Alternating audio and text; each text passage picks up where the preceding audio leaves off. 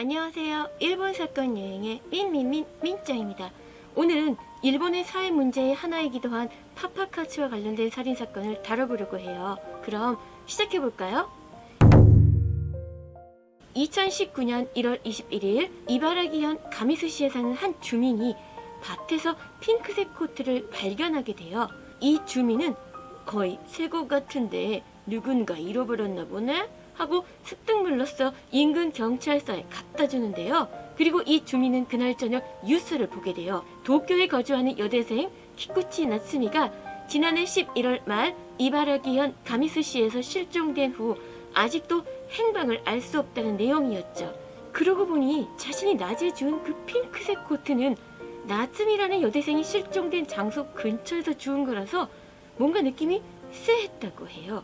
이 주민은 경찰서에 제가 낮에 주워서 갖다 드린 그 핑크색 코트 말이에요. 뭔가 사건과 관련이 있는 것 같아요. 라고 전화를 하게 돼요.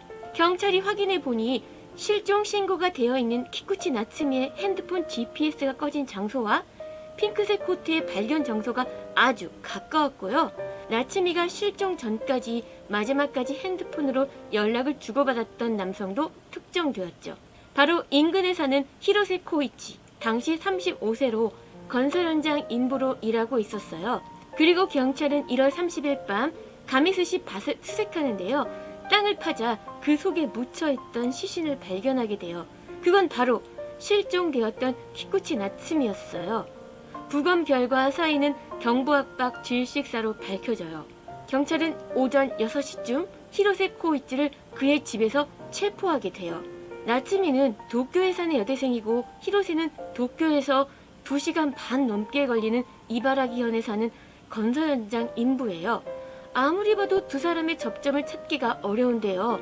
이 둘은 어떻게 알게 되었을까요? 이 둘은 SNS 온라인 게임을 통해 처음 알게 됐고 자주 메시지를 주고받게 돼요. 어느 날 히로세가 나츠미에게 만나서 시간을 보내주면 300만 원을 주겠다는 제안을 했다고 해요. 그녀는 이를 수락하고 11월 20일 만나기로 해요. 2018년 11월 20일 오후 3시쯤 나츠미는 수업을 마치고 분교쿠에 있는 아야세역으로 향하는데요. 키쿠치가 아야세역에서 가시마 진구역에 도착해서 5분 있다가 택시에 탑승했고 대략 20분이 지난 오후 6시쯤 해밀리마트에서 하차를 해요. 이 모습은 편의점 CCTV에 찍혀 있었어요. 그리고 키쿠치는 그곳에서 100여 미터 정도 떨어져 있는 세븐일레븐으로 걸어가는데요. 거기에서 나츠미는 그녀를 기다리고 있던 히로세의 차를 타게 돼요. 이때 히로세는 나츠미의 눈을 가린 채 자신의 집으로 데려갔다고 해요. 자신의 집 위치를 숨기기 위함이었겠죠. 둘은 잠시 히로세의 집에 머물렀고 히로세는 오후 7시쯤 다시 그녀를 차에 태워서 20km 정도 떨어진 밭에 내려놓고는 가버렸어요. 그런데 어찌된 일인지 키쿠치는 다시 히로세의 집으로 향하는데요. 오후 8시쯤 그녀는 히로세의 집 근처에서 이웃 주민에게 제 기억으로는 이 근처 같은데 그 집을 못 찾겠어요 라며 히로세의 집을 물어봤다고 해요. 그리고 친구에게 라인으로 오후 9시쯤 지금 그 사람 만나러 가려고 라며 문자를 보냈죠. 이후 그녀의 행방은 묘연해졌어요. 한편 11월 20일 이후로 딸과 연락이 끊어진 아버지가 경찰에 실종 신고를 내게 돼요. 아버지는 이혼 후에도 딸 나츠미와 아주 잘 지내왔다고 해요. 아버지는 딸에게 무슨 일 있니? 보고 싶구나 라는 메시지를 계속 보냈지만 평소와 달리 그녀는 아무런 답변도 없었죠.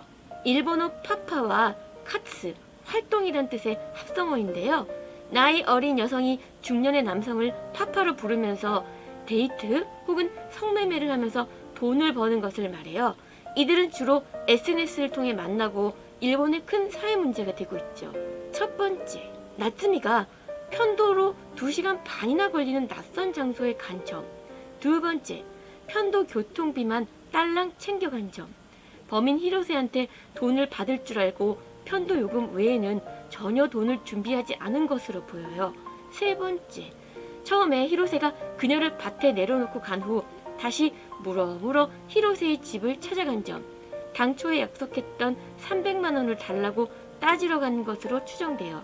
네 번째, 이혼한 한부모 가정의 장녀로 당시 경제적으로 어려워서 생활비, 학비 걱정을 하고 있었다는 점. 히로세의 진술에 따르면 이날 밤 9시쯤 나츠미가 다시 자신의 집으로 찾아와서는 300만 원 준다고 했잖아요. 빨리 주세요. 라고 따졌다고 해요. 자신이 이를 거부하자 나츠미가 당신 사진을 찍어서 SNS에 퍼뜨릴 거야 라고 말하자 이에 격분해서 그녀의 목을 졸랐다고 해요.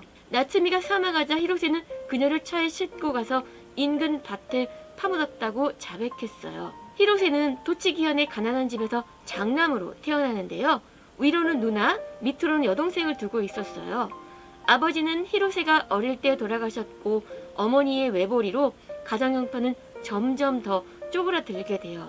히로세는 중학교 때 등교를 거부하면서 학교를 안 가는 날이 많았고 친구도 거의 없어서 혼자 게임을 하고 만화를 보는 게 일이었죠. 중학교를 간신히 졸업한 히로세는 슈퍼마켓과 건설 현장에서 일하게 돼요. 그의 첫 번째 범죄는 2017년 4월인데요. SNS로 알게 된 미성년자에게 돈을 주겠다며 집으로 유인해서 성범죄를 저지르고 실형을 선고받은 적도 있어요. 일본에서는 비주얼이 뭔가 기분 나쁘게 하는 오타크를 이렇게 부르는데요. 되게 몸집이 크고 얼굴이 비호감일 경우 사용해요. 그래서 범인 히로세의 얼굴이 언론에 공개되었을 때 사람들은 그를 키모오타라고 불렀죠. 히로세는 살인 및 시신 유기 혐의로 징역 15년형을 선고받았어요. 형량이 적은 것 같은데 범행이 계획적이지 않고 우발적이라는 부분이 반영된 것으로 보여요. 피해자 나츠미상의 명복을 빌면서 이번 사건은 이것으로 마치겠습니다. 시청해주셔서 감사합니다. 고 시청 아리가또 고자이마시타.